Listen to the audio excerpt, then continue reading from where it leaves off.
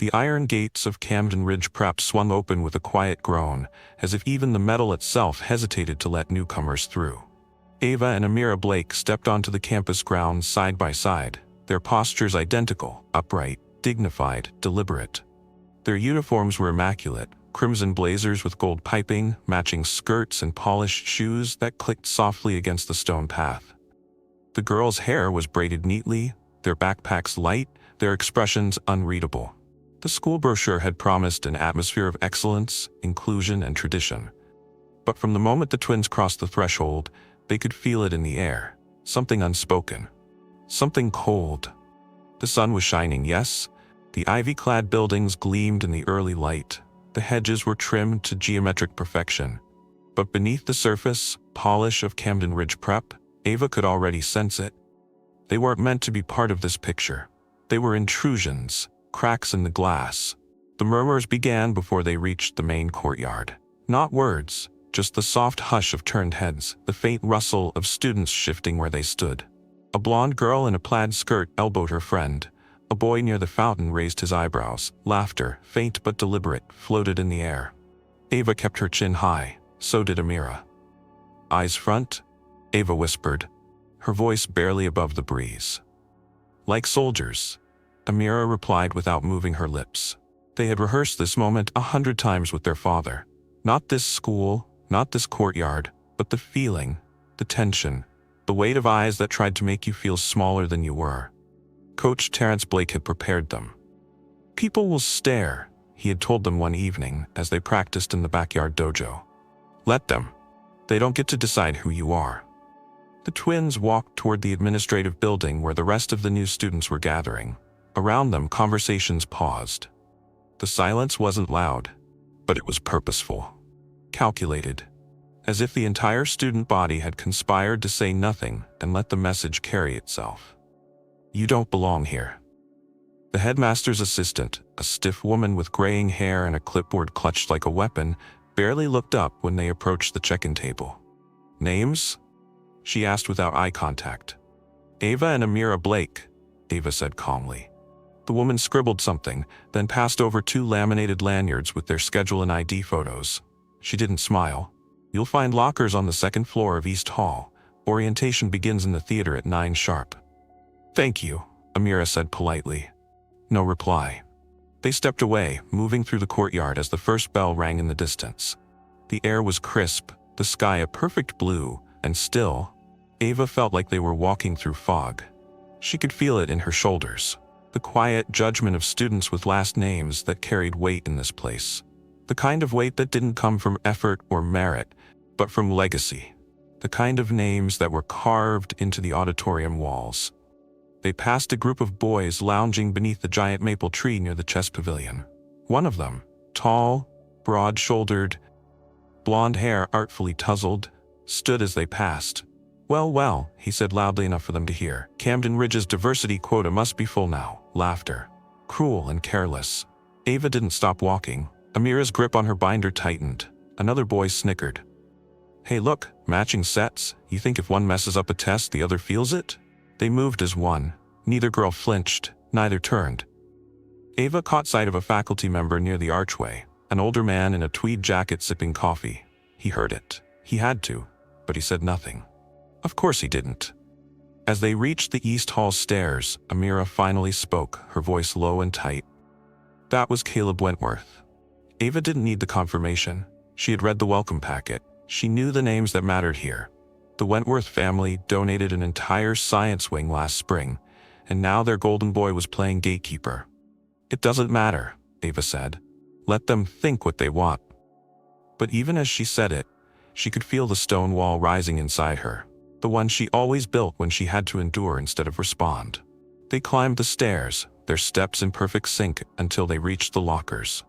Everything here was polished and gleaming, like a museum where you weren't allowed to touch anything. Except, of course, if your last name bought your freedom. They opened their lockers. Clean. Empty. Silent. Ava glanced around the hall. Students walked past in clusters, laughing, talking, texting. Not a single pair of eyes met hers. It wasn't hate, not yet. It was erasure. The kind of quiet dismissal that didn't shout or shove. It just looked through you. I see how it's going to be, Amira murmured, shutting her locker. Then we play the long game, Ava answered. Their father had said it best. The world may try to shrink you. Your job isn't to shout louder, it's to stand taller. Long enough and the world will have no choice but to adjust. The bell rang again, louder this time. Ava and Amira walked toward orientation, their footsteps echoing down the tiled hallway. If anyone noticed, they didn't say a word. But deep down, in the part of themselves that had been shaped by years of sparring, drills, and discipline, they already knew. This wasn't just a new school. This was a battleground. And they hadn't come unarmed. The auditorium of Camden Ridge Prep could have been mistaken for a concert hall. Vaulted ceilings, crimson velvet seats, gold trim around the stage. Spotless, impressive, intimidating. Ava and Amira Blake entered quietly and sat near the center of the third row. Together, but not in the dead center where attention gathered. They didn't need attention. Not today. All around them, other students filed in, some confidently, some curiously, a few with the casual arrogance of knowing they belonged before they even sat down. Most eyes slid past the twins, but not all. From the far right side of the aisle, Caleb Wentworth slouched in his seat, arms stretched wide across the backs of two empty chairs as if the theater were his living room. His friends, Chase Langston and Logan Price, flanked him on either side, smirking as their eyes scanned the rows. Bingo, Caleb whispered and nodded in the twins' direction. Logan followed his gaze. Oh yeah, fresh meat. Chase let out a sharp laugh. Thought this school stopped accepting scholarship charity cases. Caleb leaned forward, elbows on his knees, and smirked. Maybe they're here to clean up the auditorium. Let's see how long they last. Principal Ellison stepped on stage and tapped the mic. A hush fell over the room. Welcome to another exceptional year at Camden Ridge Prep. But the speech was a dull hum in the background for Ava. Her focus narrowed, not on the stage, but on the sound of Caleb's voice 2 rows behind them, unmistakably loud. He was narrating a play. Their play. I hear they're twins, he whispered, voice just barely low enough to pretend it was private, just loud enough to cut through the auditorium like a knife. Maybe they share test scores too. Built-in cheat code. Laughter rippled. The words weren't clever, but they weren't meant to be. They were meant to sting. Amira stiffened slightly beside her. Ava could feel it in the way her sister sat, back a little too straight, hands a little too still. She was holding her breath. Breathe, Ava whispered, eyes fixed on the stage. Let them talk. That's all they've got. Behind them, Caleb chuckled under his breath. But what he didn't know, what none of them knew, was that Ava and Amira Blake had been taught from a young age not just how to react, but how not to react. Coach Blake didn't believe in flinching. A punch you don't see coming can knock you out, but the ones you see coming? Those are the ones you train for. The auditorium buzzed with half-listening students, most of them already flipping through their schedules or zoning out as Ellison droned on about excellence and legacy. But Caleb, he was just getting started. After the assembly, as the students filed out into the courtyard, the twins walked side by side toward their lockers. The sun had risen higher now, casting sharper shadows across the grounds. Laughter echoed across the lawn, and this time, it wasn't friendly. Hey! A voice rang out behind them. Hold up. They didn't, but Caleb wasn't someone who enjoyed being ignored. He jogged to catch up, falling into step beside them with Chase and Logan a few steps behind. You two walk like you're royalty, he said, smirking. Trying to prove something? Ava stopped walking. So did Amira. Slowly, Ava turned to face him. Trying? No, she said evenly. Just walking. Chase chuckled. Man, they're serious. Caleb grinned. You got names, or are you just twin 1 and twin 2? Doesn't matter, Amira said. Her voice was soft, but the steel beneath it was unmistakable. Chill, Caleb said, holding up his hands as if they were the ones being hostile. Just trying to make conversation. Then maybe start with something that isn't an insult, Ava said, eyes calm but unblinking. There was a pause. Not long, just enough to shift the air. Students nearby slowed their steps, subtle observers pretending not to listen while clearly hanging on every word. Caleb's smirk faltered for half a second, then returned. So you do talk, he said. Good to know. Most of the time new kids don't last past midterms. You two? I give it 2 weeks before you realize you're out of your depth. The words weren't original, But they didn't need to be. They were bait. Ava tilted her head just slightly. Is that what you do? Try to scare people into leaving so no one notices you're the shallow end? Caleb blinked. Behind him, Chase muttered, "Ouch!" A few nearby students stifled laughter. Amira turned, already walking away. Ava followed without another glance. Caleb watched them go, eyes narrowing. "All right then," he muttered. "Let's see what it takes to wipe that smirk off their faces." They hadn't smirked, but now they would. The house on Ashcroft Lane didn't look like it held warriors. It was a modest two-story home nestled in a quiet Connecticut suburb with peeling shutters and a garage door that creaked when it opened. The front yard was nothing special, just a square of grass and a cracked sidewalk leading to the porch. But inside, in the back room with padded floors and mirrors along the wall, Ava and Amira Blake learned everything they needed to know about strength. Their father, Coach Terrence Blake, had transformed that room into their sanctuary. Part dojo, part classroom, part confessional. The walls held old medals and framed photos, military awards, tournament wins, and faded newspaper clippings. But he never pointed to those. He pointed to the discipline, to the moments when they were sweating, bruised, exhausted, and still kept going. That was what mattered.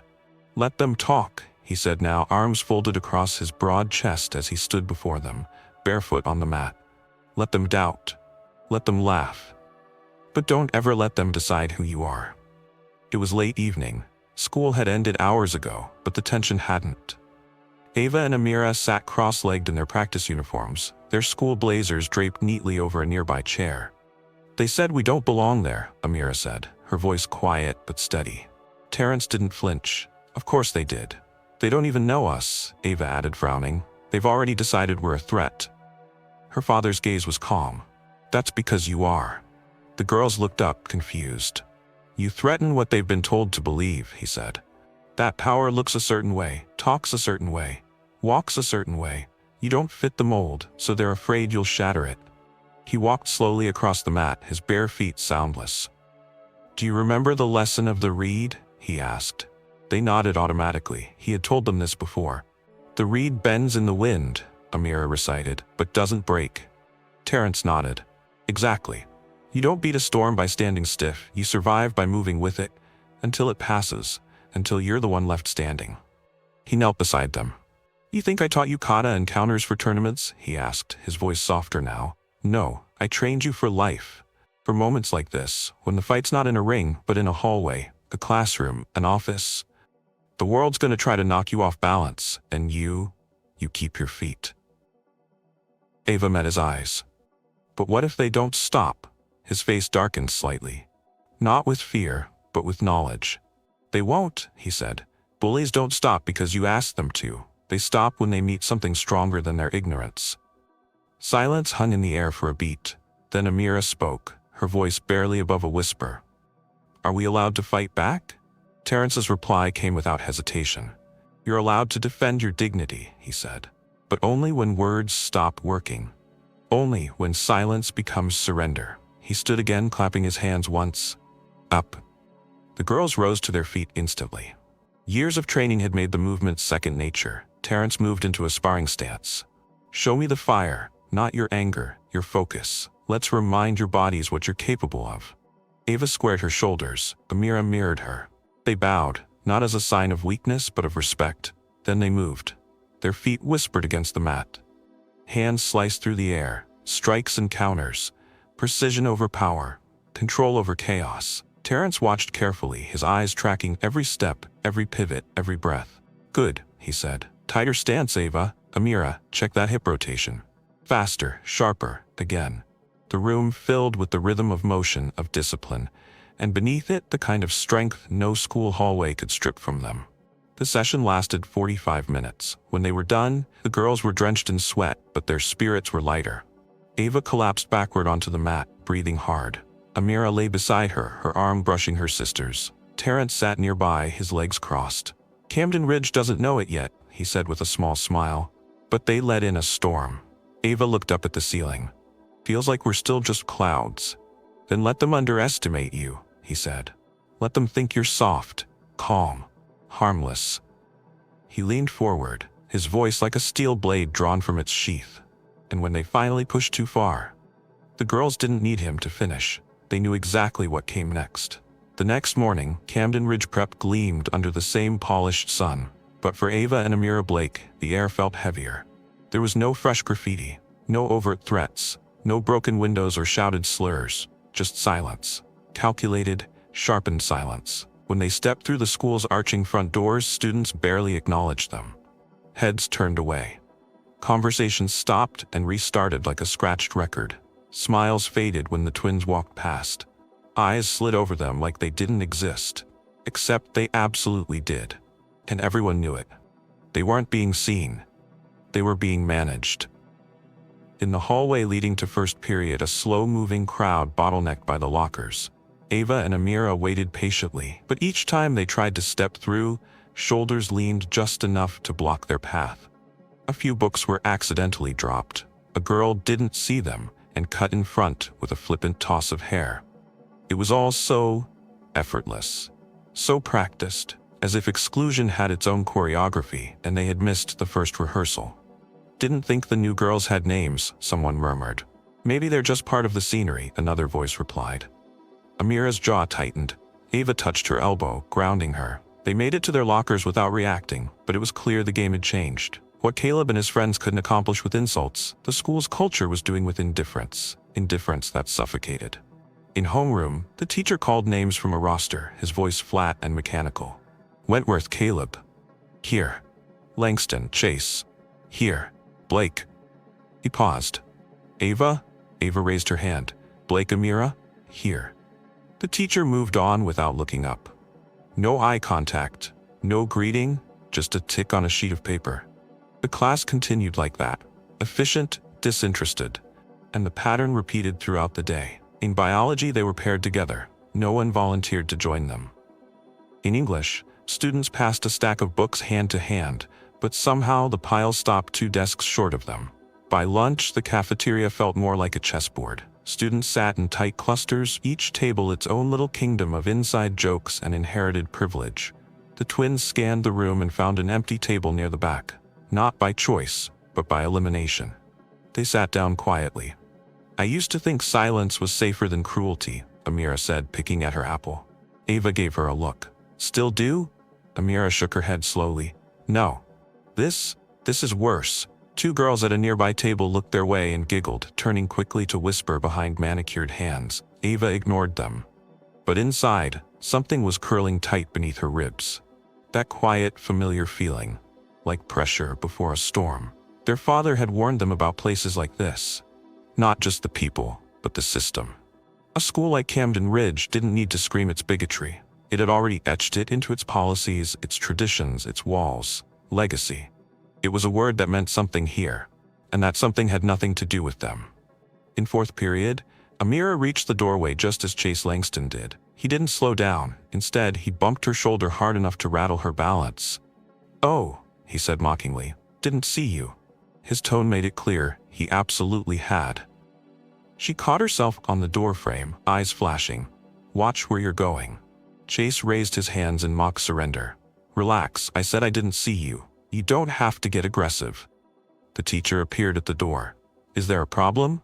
"No, sir," Chase said with a grin. "Just a misunderstanding." Amira said nothing. She stepped inside. The class watched and stayed quiet. Every shove, every whisper, every forced detour in the hallway was another cut, another reminder. You're not welcome here. But neither Ava nor Amira cracked. Not in public. Not yet. After school, as the students rushed toward the parking lot or the bus circle, the twins walked their usual path toward the gate. And like clockwork, the crowd shifted.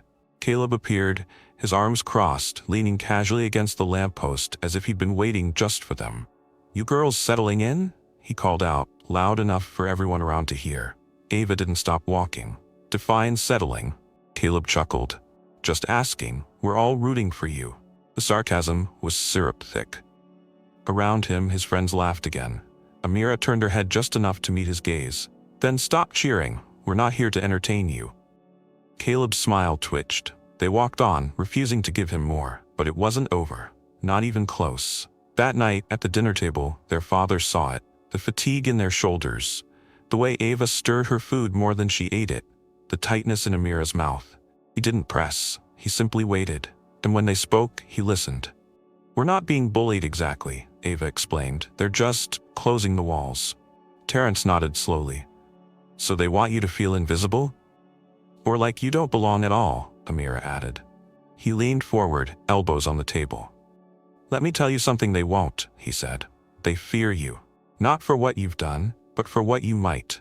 People like that build castles out of paper. And when someone walks in who doesn't need permission to stand tall, those walls start to shake." He paused. "Make them shake." The twins didn't respond immediately. But something passed between them in silence, like a current clicking into place. This wasn't a game anymore. It was a test. And they would pass it. Together. There was no single breaking point, no all-out ambush, no teacher screaming, no expulsion-worthy act of cruelty, just the slow, persistent wearing down of two teenage girls who dared to exist where they weren't expected to thrive. It began with the little things. On Wednesday morning, Ava's locker was jammed shut. Not broken, just forced slightly out of alignment. A tiny twist of the internal mechanism. Subtle. Deliberate. She tugged harder and harder until finally the door creaked open, and her textbooks spilled onto the floor. A ripple of laughter floated down the hallway. "Clumsy much?" someone whispered behind her. She didn't turn. Next period, Amira's history worksheet went missing between class changes. She was sure she had it in her folder, until she didn't. The teacher raised a brow, unimpressed. "I don't accept late work, Miss Blake," he said without looking up.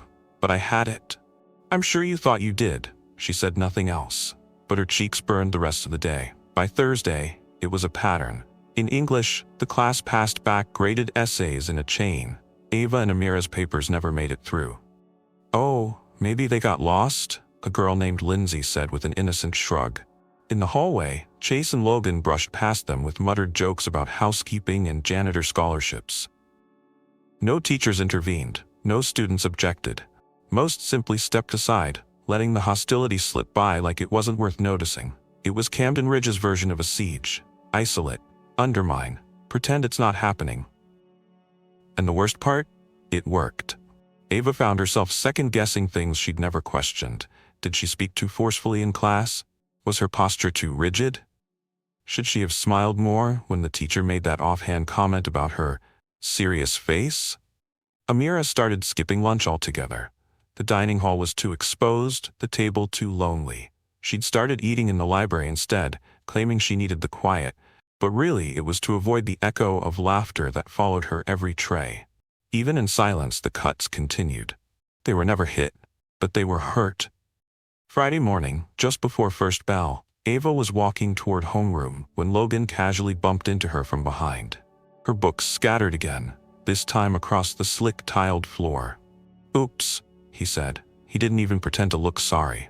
As she knelt to gather her things, she saw Chase standing nearby, filming it on his phone. Amira appeared within seconds, her footsteps fast and sharp. She dropped beside her sister without a word and helped collect the notebooks. Ava's jaw was clenched so tight her teeth ached. "They're not going to stop," Amira said softly. "I know." And the teachers, Ava's eyes flicked up. Their homeroom teacher was standing 10 feet away, sipping coffee, scrolling his tablet. He had seen it. He had to have seen it. But he turned away. Again. That night, over dinner, their father waited for them to speak. They didn't. Not right away. He didn't push. But when Amira finally set her fork down and leaned back in her chair, her voice was steady in a way that didn't sound like her anymore. "They're trying to break us down so quietly that no one sees it happening," she said. Terrence looked up. Ava added, "And the school's helping them. Not by action, by silence." He nodded once, slowly. "That's how the worst systems survive, not through open war, but by getting good people to look the other way." There was a pause. Then he said something that neither of them had heard him say before. "You have every right to be angry." The words landed like thunder. "You've tried grace, you've tried patience, you've held the line, but some battles," he said, leaning forward, "aren't won by being silent." Amira's eyes locked with her father's. "So what do we do?" Terrence's voice dropped low, measured, controlled. "You let them know the war they think they want?" Ava sat up straighter. "They're not ready for it." He didn't smile when he said it, because this wasn't about vengeance. This was about equilibrium. Don't strike first, he reminded them. But when that moment comes, when they finally cross the line, Amira whispered, "We don't hold back?" Terrence looked between them, pride burning behind his calm gaze. "No," he said, "you don't hold back." By Monday morning, something had shifted. The air around Camden Ridge Prep was thick with anticipation, like the weight before a thunderstorm, heavy and still. The twins felt it as soon as they stepped through the front gates. Eyes followed them more directly now. Whispers traveled faster. Smirks lasted longer. Ava and Amira exchanged a glance as they walked toward the courtyard. Something was coming. They just didn't know what. Not yet. But he did. Caleb Wentworth stood with Chase and Logan under the tall oak tree that split the courtyard in two.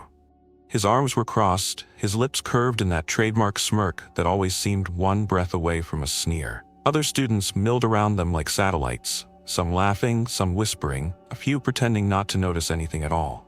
As the twins approached, they saw it, their lockers. From a distance, the red paint looked like a child's finger painting, messy and bright. But as they got closer, the letters came into focus. Go back where you came from. Charity trash. Janitor twins. Underneath the dripping slurs, cartoonish faces had been drawn in thick black marker. Grotesque, exaggerated depictions with huge lips, crooked eyes, and wild hair. The kind of racism so blatant, so undeniable, it felt ancient and modern at the same time. Crumpled papers had been shoved through the locker vents. Ava pulled one free with a trembling hand. It was covered in slurs, words she hadn't heard in years, words that didn't just insult. They dehumanized. All around them, the courtyard buzzed, laughter, phones, pictures. Some students laughed openly. Others snorted and turned away, pretending they hadn't seen, but none of them intervened. No one stepped forward. Even the staff on duty glanced and kept walking, as if this didn't warrant interruption, as if it wasn't their problem. Ava's breath caught in her chest. Beside her, Amira's hands curled into fists. "You like it?" Caleb called from a few feet away, his voice loud and smooth. "We thought it might help you feel more at home." The crowd erupted into laughter. Chase and Logan clapped mockingly. And still, no one stopped them. No one said a word. The twins stood shoulder to shoulder, staring at the vandalized lockers that now felt like public billboards for humiliation. Ava closed her eyes for a beat. Not to cry, but to breathe. Her father's voice returned like a stone dropping into a still pond. "Control is power. Let them burn. You stay standing." She looked at her sister. Amira nodded once.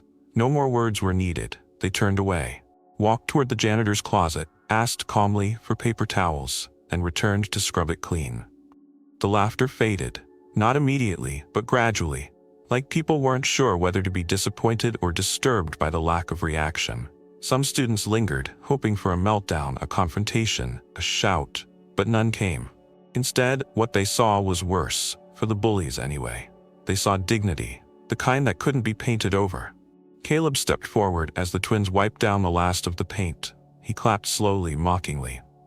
"You should say thank you," he said, voice dripping with venom. "Takes a lot of effort to make you two feel like you belong."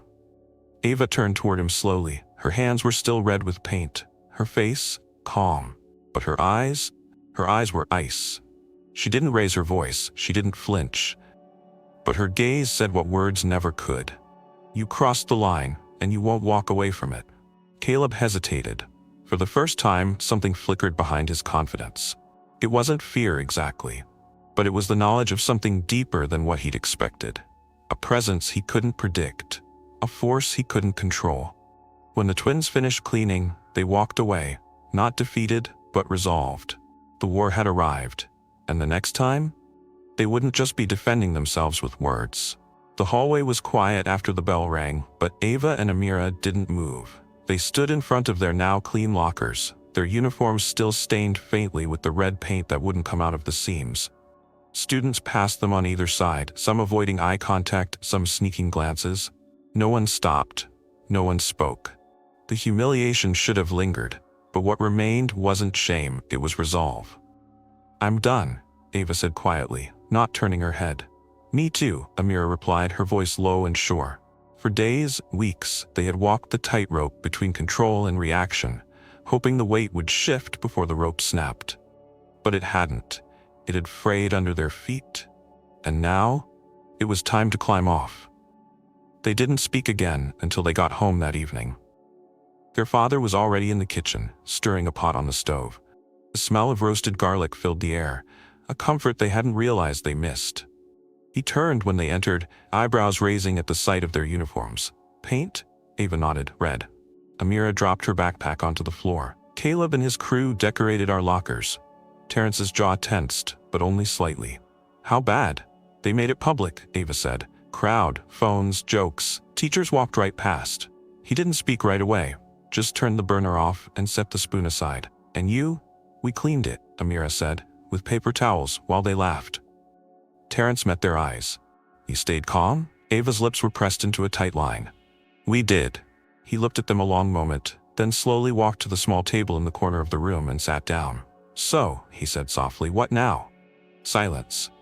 Then Amira spoke, her voice stronger than he'd ever heard it. We don't hold back next time. Terrence didn't blink. Define next time. When they push again. When they get physical, Ava said, and they will. Her father exhaled through his nose. Not a sigh, more like a release. He nodded once. I won't tell you to wait anymore, he said, but I will tell you this. He looked at them both. When you move, do it with clarity. Don't act from rage, act from purpose. A beat passed. Pain without control is just chaos, but when you control the pain, that's power. The next morning, the tension at school was different. The twins could feel it in the way the students glanced at them too quickly. The jokes weren't as loud, the laughter more forced. There were no more accidents in the hallway, no blocked doors. Even Caleb stayed quiet. For now. But Ava and Amira knew better. Bullies like him didn't stop because they grew bored. They stopped because they got embarrassed, because they got exposed, because someone stood in front of them and said, not today. And the next time Caleb tried, they wouldn't walk away. They'd remind him and everyone watching that survival had its limits, and they had reached theirs. The sky over Camden Ridge Prep was clear that morning, deceptively calm, the kind of blue that looks serene on the outside even while a storm brewed just beneath the horizon. Ava and Amira Blake moved through the courtyard like always, shoulders straight, eyes forward, silence intact. But inside, their posture carried something different.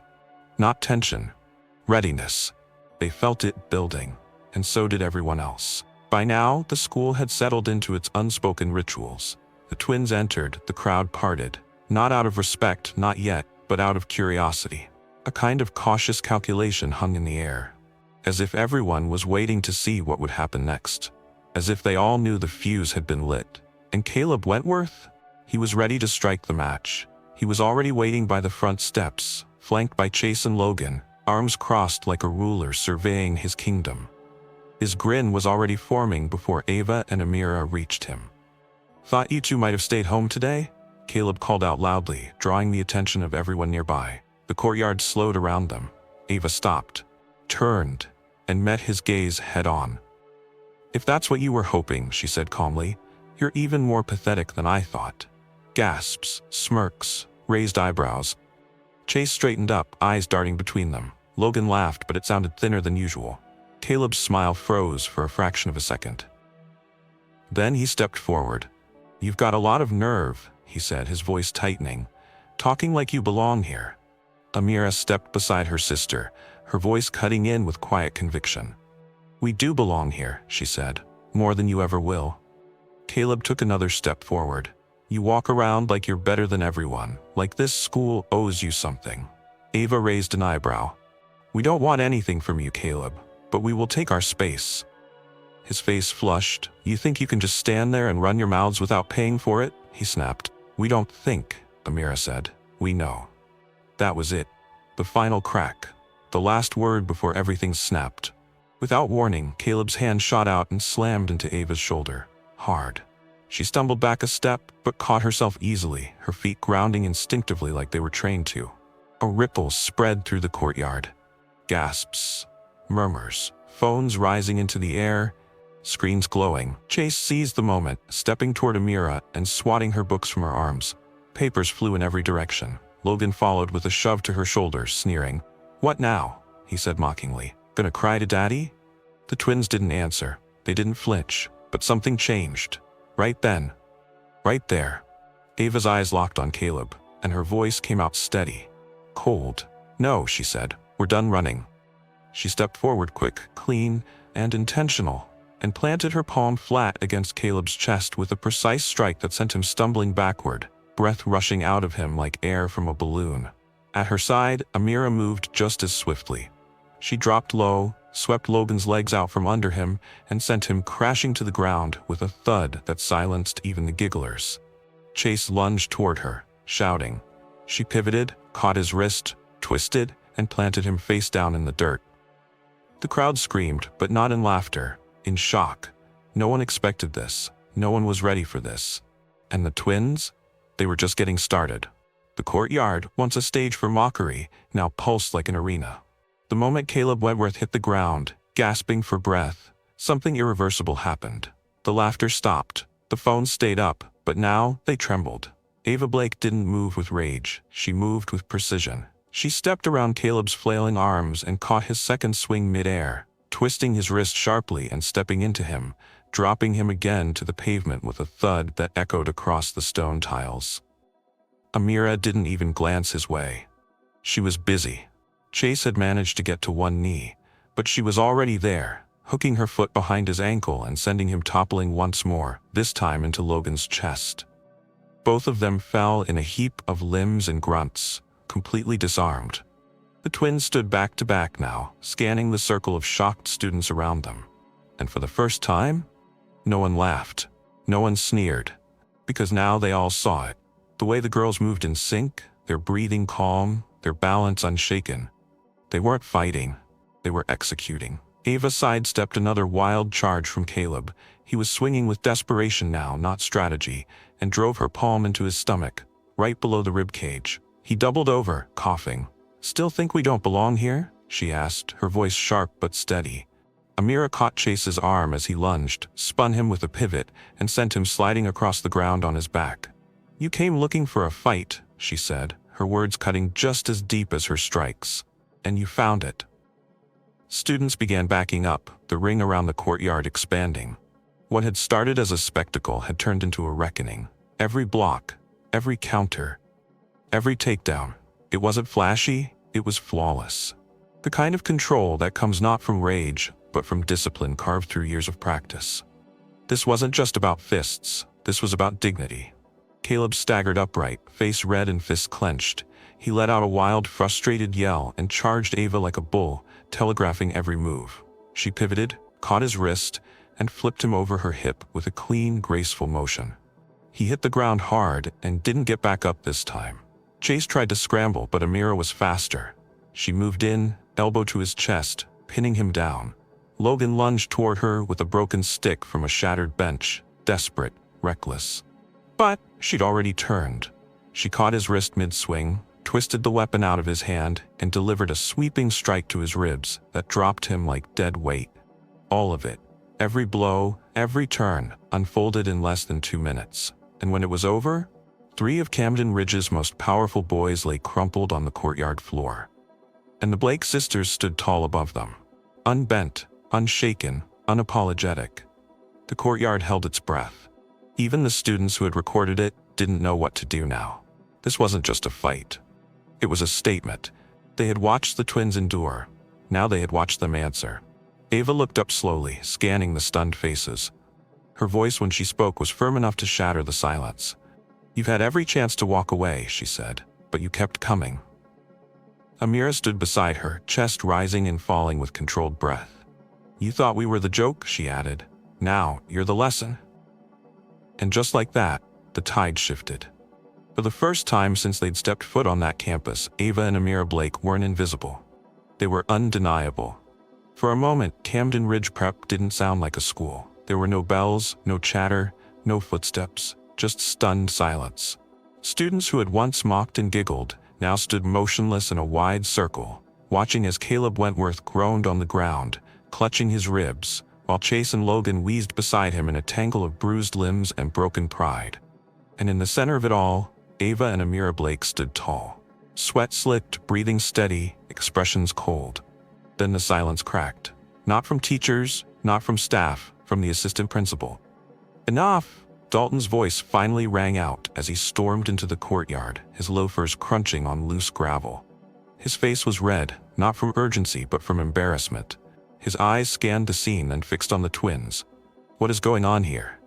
Ava turned calmly. "We defended ourselves." Mr. Dalton didn't answer immediately. He looked down at Caleb, who was still gasping, then at the crowd of students who had all gone suddenly mute. "Who started this?" he barked. "Who instigated this?" No one answered, because everyone had seen it, and no one wanted to be the first to speak.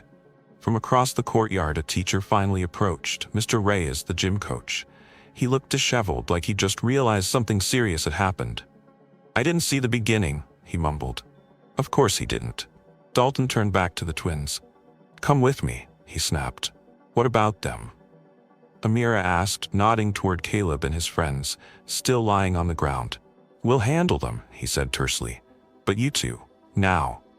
The tone was clear. This was not about justice. It was about optics. Ava and Amira didn't resist. They exchanged a look, an unspoken agreement, and walked beside Dalton toward the administrative building. Behind them the crowd slowly broke apart. Some students followed quietly. Some started whispering again. But the energy had shifted. This wasn't gossip anymore. It was history. Inside the front office, the twins were told to sit. They did. They weren't nervous. They were ready. Headmaster Ellison entered a few minutes later, his silver tie slightly off-center, sweat blooming beneath his collar. He looked tired and irritated. "Ladies," he said flatly, sitting behind his desk, "we've received reports that you attacked 3 other students in broad daylight." "They attacked us first," Ava said, evenly. "We defended ourselves," Amira added. Ellison folded his hands together. "That's not what Mr. Wentworth's parents will say when they arrive." A pause. "So that was the real concern. Not truth, not safety, but influence." Ava spoke slowly. "And what will you say, sir?" Ellison hesitated, his jaw tensed. "There are processes to follow." "We'll investigate." "No," Amira interrupted, her voice cold. "You'll delay, you'll stall, and in the meantime, we'll be punished." "Temporary suspension," he said, almost like a reflex, "pending a formal review." Ava didn't blink. "For defending ourselves, we have to preserve order." "You didn't preserve anything," Amira snapped, her calm cracking. "You watched it build for weeks. You let it happen." Ellison said nothing. Because they were right. Dalton returned with 2 slips of paper, printed, signed, and already ready. Suspension notices, effective immediately. The twins rose without a word. As they walked out of the office, they saw Caleb's parents arriving, Sandra and Gregory Wentworth, draped in expensive coats and fuming. Sandra's heels clicked across the tile like punctuation. "This is outrageous," she bellowed. "Our son was attacked." She turned and locked eyes with Ava. "You'll regret this," she spat. Ava stared at her, emotionless. "No," she said quietly, "you will." And with that, the Blake sisters stepped out of the office, into the sunlight and into the next chapter of the fight. Not just the one they trained for. The one that would show everyone just how far dignity could go, even in a world built to erase it. The sky had already begun to darken by the time Ava and Amira walked through the front door of their home. Their father was waiting. He didn't speak right away. He didn't need to. He could see it in their eyes. The weight of what had finally happened, the sharp edge of defiance beneath their composure, the way they carried themselves now like 2 warriors returning from a battlefield. "You fought back," Terrence said, quiet. "We didn't throw the first punch," Ava replied. "But we finished it," Amira added, her voice low but clear. He nodded once. "Was it clean?" "Every move," Ava said. "Everything you taught us." Terrence pulled out the chair at the head of the table and sat slowly. He looked at them for a long moment, really looked at them. Not as children, not even as daughters, but as equals. "You understand what comes next," he said. Amira nodded. "They're not going to let it go." "They already suspended us," Ava said. "Caleb's parents were waiting at the office. His mom," she hesitated. "She promised revenge." Terrence didn't flinch. That woman wouldn't know justice if it knocked on her door and introduced itself. He stood and walked to the front window, pulling the curtain slightly aside. The neighborhood was quiet. But it felt too quiet. "They'll come here," he said. "When?" Ava asked. "Soon." She believed him. They all did. Dinner was quiet, not tense but intentional. They sat together at the table, the weight of the day sitting between them like an invisible guest. Every few minutes, Terrence would glance toward the door, not paranoid, just prepared. And then, the sound came. Tires on gravel. Fast, too fast. A car door slammed, then another. Heavy, angry footsteps approached the house with the fury of thunder behind them. Terrence rose without hurry. Ava and Amira stood with him. "Stay behind me," he said gently. Not because he feared violence, but because he owned it. Before the doorbell could ring, he opened the door himself. Sandra Wentworth stood on the porch like a storm in a silk coat. Her lipstick was smeared from shouting, her hair stiff with product, her face twisted into a mask of fury, barely contained by privilege. Behind her, Gregory Wentworth loomed, broad, red-faced, jaw clenched, fists twitching at his sides. "You think this is over?" Sandra snapped. "You think your little stunt at that school will be the last word?" Terrence didn't move. "My daughters defended themselves. You should be more concerned with why your son thought he could attack them in the first place." "Don't you lecture me about parenting," she spat. "Your brats humiliated my son publicly." "They responded," Terrence said, "to weeks of harassment your family ignored. The school ignored, everyone ignored." Greg stepped forward now. "You people think you can just come into this town and do whatever you want?" Ava's hands curled into fists behind her father. Amira whispered, "That's the line." But Terrence didn't raise his voice. He stepped onto the porch and faced Gregory full on. "I came into this town to raise my daughters in peace," he said. "But if you think I'm going to stand by while you threaten them in my home, you don't know me at all." Greg growled, "You think your little black belts scare me?" Terrence didn't blink. "No," he said, "but your ignorance should." And just like that, Greg lunged. It was sloppy. Wild. The lunge of a man used to getting his way and not being told no.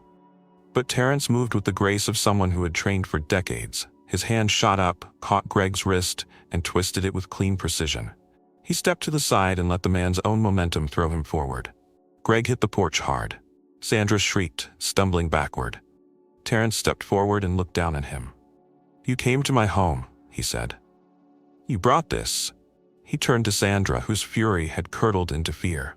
"This ends now, or the next door you'll be knocking on will be the sheriff's." And then he did something that stunned them both. He stepped back inside and closed the door.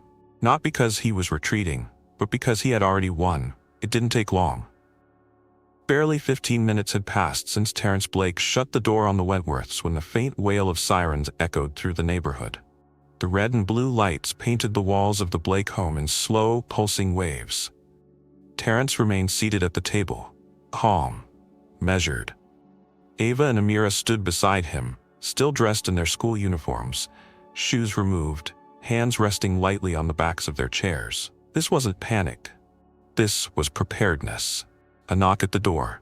Firm, official.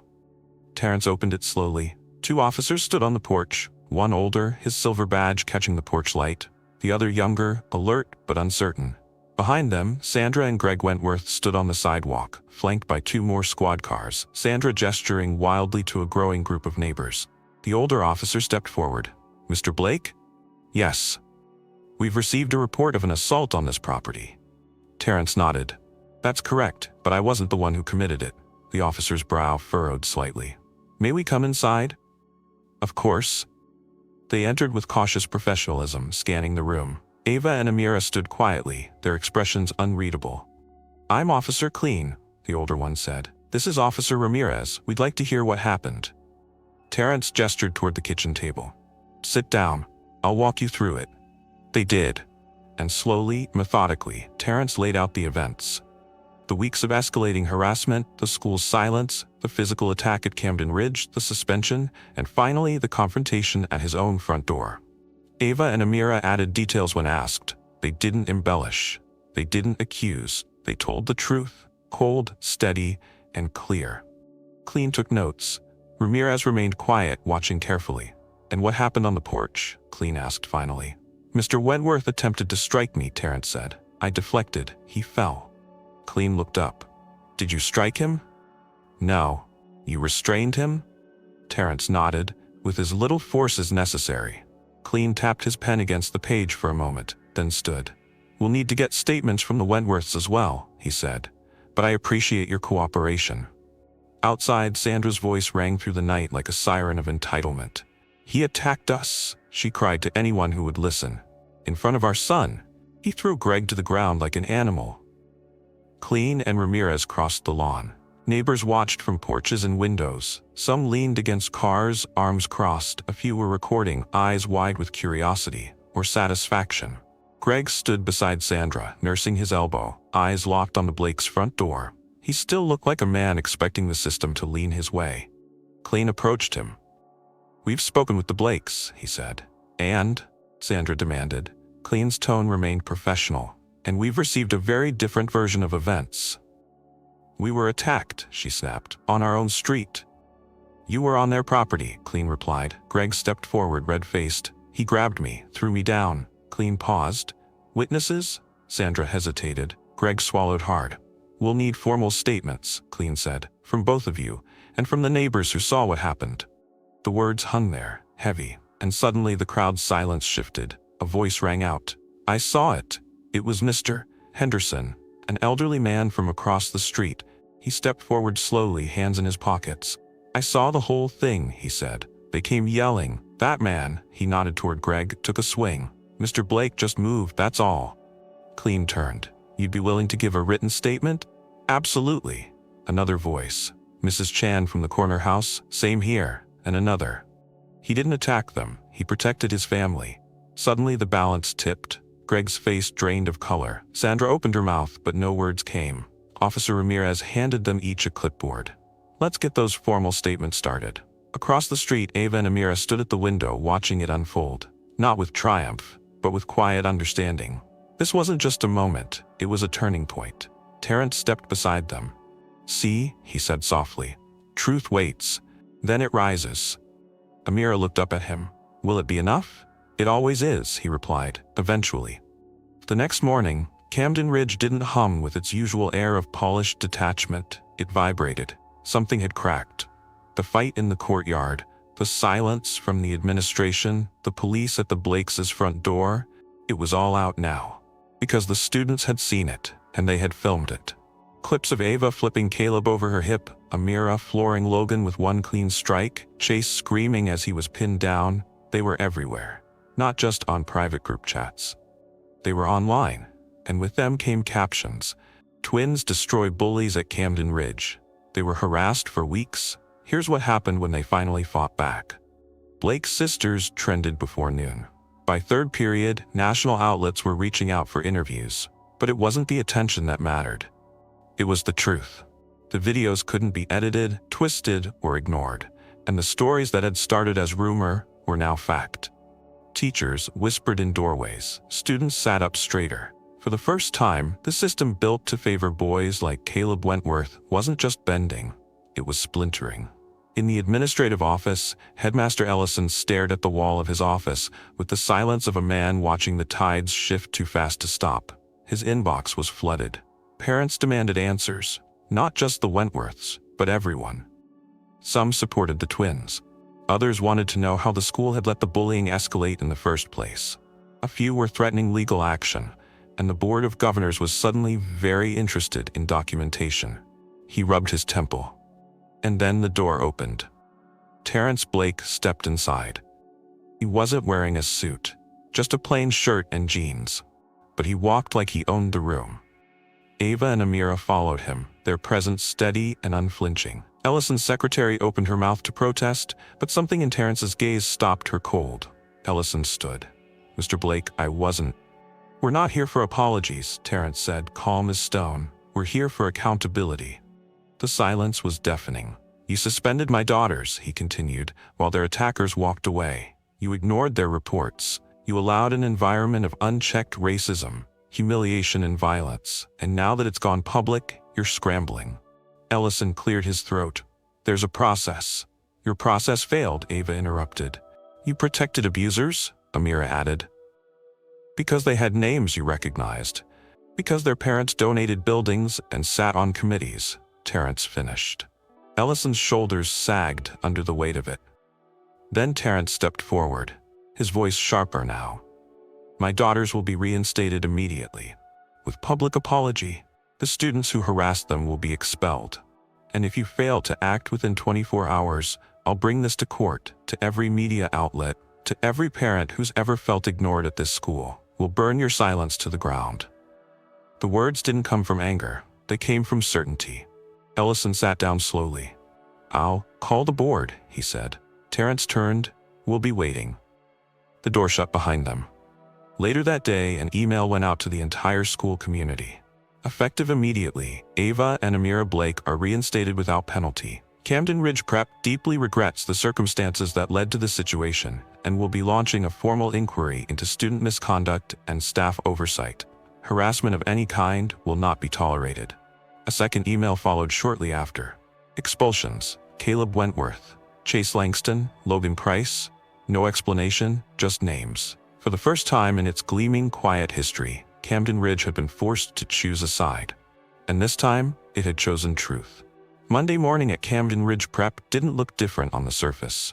The same cobblestone courtyard, the same trimmed hedges, the same glint of sunlight on arched windows. But something had shifted, and you could feel it. Where there had once been silence and smirks, now there was something new. Eyes that used to look through Ava and Amira now looked at them, some curious, some uncertain, but most with a kind of quiet acknowledgement. The kind that comes when people realize you didn't just survive the fire. You walked out carrying it.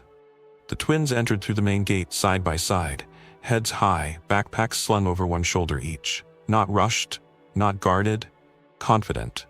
Around them, the student body parted, not in hostility, not in mockery, but in something closer to awe. They weren't a spectacle anymore, they were a presence. Someone opened the door for them. Someone else nodded as they passed. In homeroom, their names were called first, and this time the teacher looked them both in the eyes when he said it. "Welcome back," he added softly. They nodded. No thanks, no smiles, not yet. Respect wasn't earned overnight, but something had changed in the way the room held them now. In biology, 2 students asked to partner with them, quietly, not out of charity, not out of guilt, just an effort, a shift, a sign. At lunch, the table in the back wasn't empty anymore. A few girls sat nearby, not saying much, but not avoiding them either. And when Amira pulled out her sandwich, one leaned over and whispered, "Hey, that thing you did in the courtyard." She hesitated.